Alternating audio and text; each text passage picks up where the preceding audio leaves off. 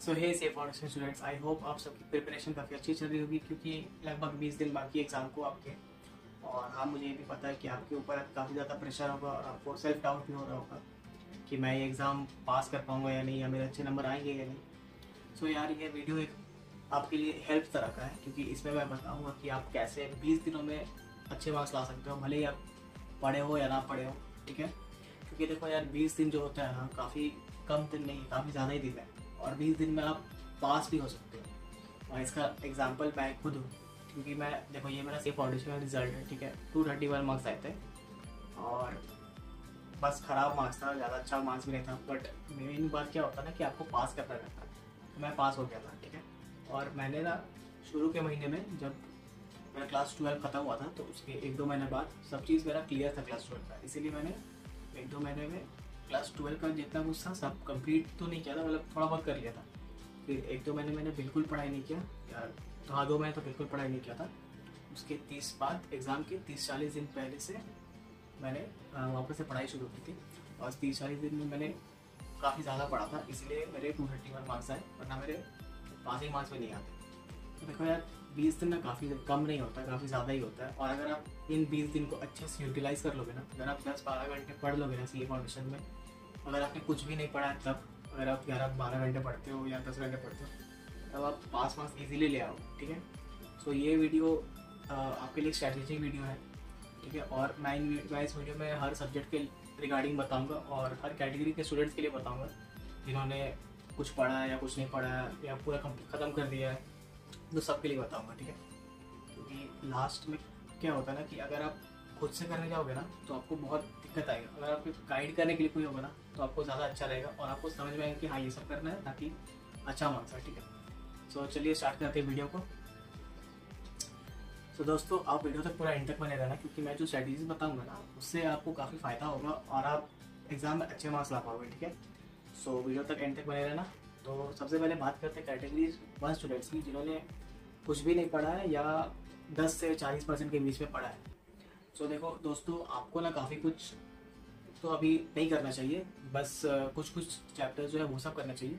तो मैंने ना लिखा है एक जगह पे। ठीक है, तो वो मैं दिखाता हूँ, मतलब पढ़ देता हूँ। ठीक है, तो यार सबसे पहले बात करते हैं अकाउंट्स की। तो अकाउंट्स में ना आपका कंपनी अकाउंट्स जो है वो आपको काफ़ी ज़्यादा वेटेज लगता है, जो कि आपका 10 से 15 मार्क्स का, जिसके अंदर शेयर्स पर डेवेंचर काफ़ी ज़्यादा हार्ड भी नहीं है, मॉडरेट है। ठीक है, तो ये चैप्टर आपको करना ज़रूरी है, कंपनी अकाउंट्स, इसमें 10 से 15 मार्क्स का आता है। फिर आपको एनपीओ करना ज़रूरी है जो आपका 10 मार्क्स का आता है। तो देखो, एनपीओ हो गया, फाइनल अकाउंट्स हो गया और आपका पार्टनरशिप हो गया, ये 3 चैप्टर को मिला के आपका 30 से 40 मार्क्स का वेटेज रखता है। ठीक है, तो इसमें से भी एनपीओ 10 मार्क्स का आता है, फाइनल अकाउंट्स हो गया वो 15 मार्क्स तक का आता है और पार्टनरशिप जो है वो भी 10 मार्क्स का तक का आता है।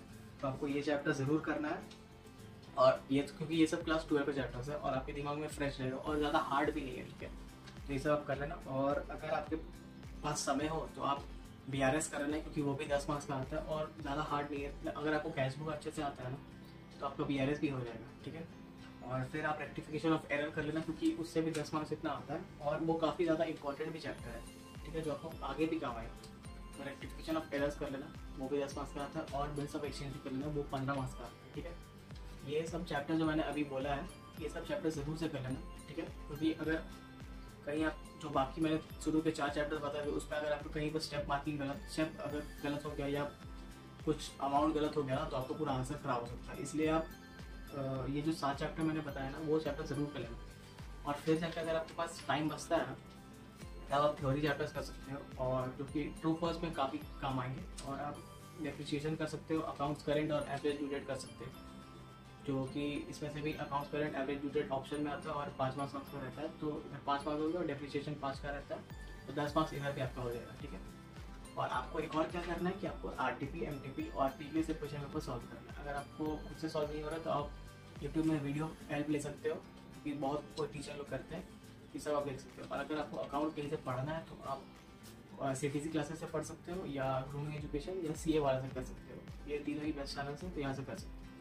सो दोस्तों, अब बात करते हैं लोअर बीसीआर की। तो सबसे पहले मैं बीसीआर का बात करता हूँ। तो बीसीआर जो है काफ़ी स्कूलिंग का सब्जेक्ट है और 40 मार्क्स का आता है और ये जो है काफ़ी सिंपल इंग्लिश है। ठीक है, तो इसमें स्कोर करना काफ़ी आसान होता है अगर आप अच्छे से प्रैक्टिस किए हो तब। ठीक है, और बीसीआर ना सारे चैप्टर्स करके जाना, क्योंकि इसमें स्कोर करना बहुत आसान है और नंबर आपको इसमें मिल जाता है, ठीक है। तो मैं इसमें बता देता हूँ कौन कौन से जो चैप्टर्स हैं वो आपको करके जाने हैं, ठीक है। तो देखो सबसे पहले BCR में आता है आपको कम्युनिकेशन चैप्टर, क्योंकि इसमें से डायरेक्ट क्वेश्चन पूछा जाता है, क्वेश्चन आंसर टाइप का। तो इसमें से आपको 4 से 6 मार्क्स तक के क्वेश्चन आपको मिल जाएंगे, ठीक है। ये करना है आपको। उसके बाद आपको करना है नोट मेकिंग। नोट मेकिंग आपका 5 मार्क्स का आता है, वो भी काफ़ी ईजी है, ठीक है।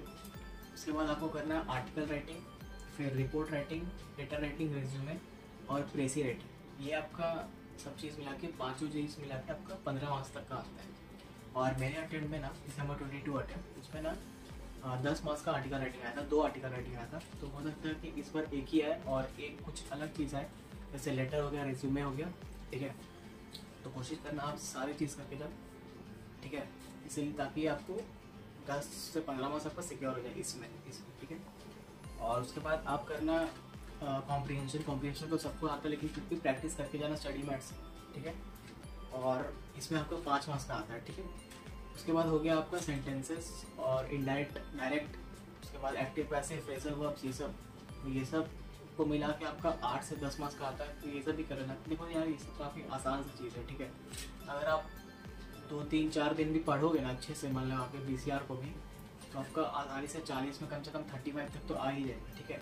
तो आप ये सब कर लेना। उसके बाद अगर लॉ की बात करें तो लॉ में आपका आता है इंडियन कॉन्ट्रैक्ट एक्ट, जो कि आपको 15 से 20 मार्क्स का आता है। और लॉ में ना इंडियन कॉन्ट्रैक्ट एक्ट में ना सारे यूनिट कर लेना, ठीक है।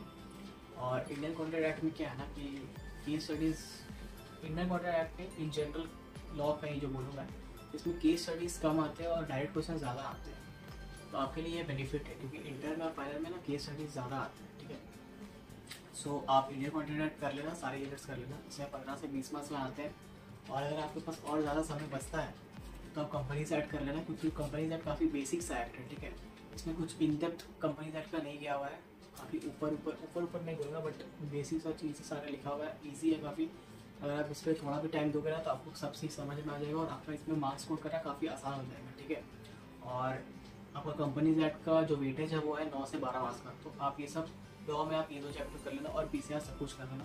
तो अगर आप 70 मार्क्स तक का इससे आपका हो जाएगा, तो 70 मार्क्स तक का अगर आप अटेम्प्ट करोगे ना तो आपको 50 या 60 तक में आपको मिल जाएगा, अगर आप अच्छे से लिखो तब। और हाँ, BCR में आपको BCR और लॉ दोनों में आपको राइटिंग प्रैक्टिस काफ़ी ज़रूरी है। तो कोशिश करना कि आप राइटिंग प्रैक्टिस अच्छे से करके जाओ, ठीक है। अब इसके बाद बात करते हैं हम मैथ्स, स्टैट्स और LR की। तो LR देखो, सबसे पहले LR आपको करना है, ठीक है। 20 मार्क्स का LR आता है और ये एक गिफ्ट तरह का आपके लिए, ठीक है। LR काफ़ी ज़्यादा ईजी होता है, 4 चैप्टर्स आते हैं इसमें, बट ऐसा नहीं है कि हर चैप्टर से 5 मार्क्स का आएगा। कभी कभी 6 मार्क्स का आ जाता है, कभी 2 मार्क्स का आ जाता है किसी चैप्टर से। आपको कोशिश करना है कि चारों चैप्टर अच्छे से करके जाओ और 20 मार्क्स इतने पूरे सिक्योर करो, ठीक है। क्योंकि 20 मार्क्स LR में स्कोर करना काफ़ी आसान होता है, ठीक है।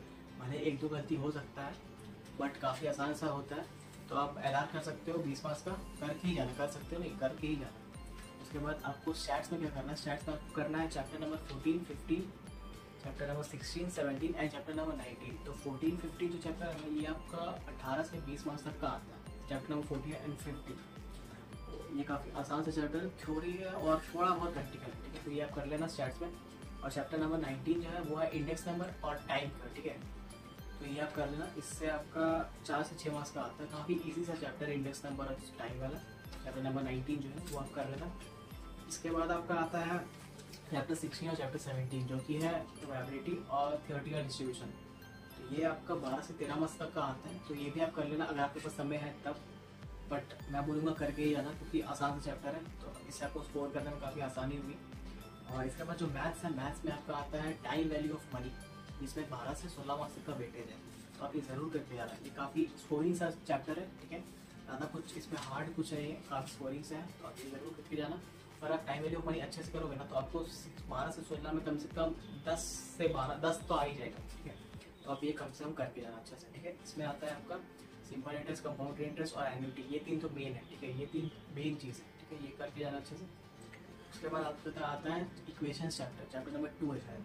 तो चैप्टर इक्वेशन से आपका 5 मार्क्स का आता है। इसे मैं आसान नहीं बोलूँगा, मॉडरेट बोलूँगा, ठीक है। क्योंकि शुरू में आसान लगता है, फिर बाद में आके थोड़ा हार्ड होने लगता है। तो आप अगर करना चाहो तो इक्वेशंस कर सकते हो, इससे आपका 5 मार्क्स सिक्योर होगा।